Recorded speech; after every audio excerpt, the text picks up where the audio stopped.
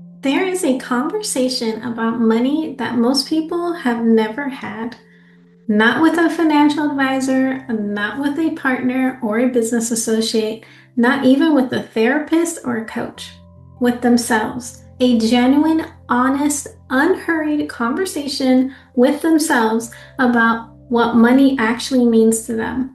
Not what they have been told it should mean, not the answer that sounds good in a room full of other high achievers. What it actually means, what it feels like, what they believe at the deepest level that they can access about their relationship with it. Today, I want to guide you through the beginning of that conversation. If you're new here, hi, I'm Diana, a wealth coach, a stock trader, a licensed realtor, an investor, and a doctoral student. The reason why most people have never had a genuine conversation with themselves about what money truly means to them is the same reason most people have never examined their wealth identity. There has never been a container safe enough, structured enough, and slow enough for it. Life moves fast. Financial decisions require speed. The culture of high achievement rewards decisive action and penalizes visible uncertainty. There is rarely permission, internal or external, to sit with deeper questions without immediately converting them into action themselves.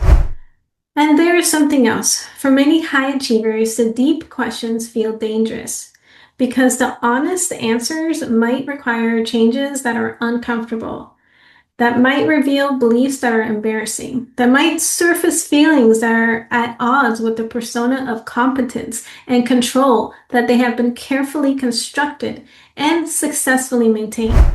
So the conversation never happens. The surface stays busy, and the deeper layer, the one actually running the show, never gets examined. I'm going to give you 3 out of the 7 questions today. The full list is provided in the link down below. Not to quickly answer, not to journal for 30 seconds and then move on, to generally sit with one at a time over several days if needed. Give each question the time it deserves. Question 1. What does money feel like to hold?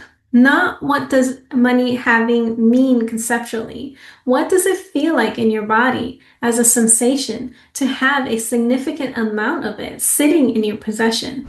Question 2. What is the narrative you tell yourself about why you are at the financial level you are currently at? Not the professional explanation, the private one. The story you tell yourself when no one else is listening. Question 3. If you imagine the next significant level of wealth, a number that represents genuine expansion from where you are right now, what is the first fear that surfaces? Not the second thought or the rational reframe, the first fear. If you engage with those questions genuinely, not performing insight, but actually sitting with them, here is what tends to surface. A recognition that the relationship with money is far more complex, far more emotionally layered, and far more historically rooted than it appears from the outside. A clarity about which pattern are actually serving the next level of wealth and which ones served a previous version of life and have never been carried forward beyond their usefulness. And frequently, a quiet, somewhat surprising sense of what actually is possible. Because when the noise of strategy and performance and comparison is removed and the honest conversation with the self begins, many people discover that they already know what needs to change. They have known for a while. They have simply not had the space or the permission to listen. That conversation, the one I just guided you towards, is just the beginning. It's not the full work.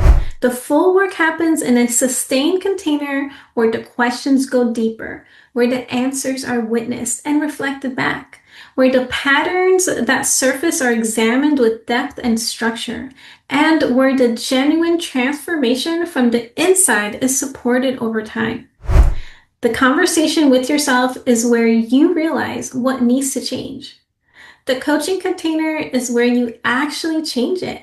Both are necessary. Neither alone is sufficient. If the sample questions I offered today opened something, if you found yourself sitting with an answer that surprised you or that felt more true than the version you usually present, I want you to know that there's a space for that. It's a conversation to continue and to deepen. Then click the link below. Come with me with whatever questions surface today, and we will go from there. Subscribe, and I'd love to know in the comment below which one of these questions felt most alive for you. You don't need to share the answer, just a question. I'm Diana. This is Dollars with Diana, and I'll see you next time.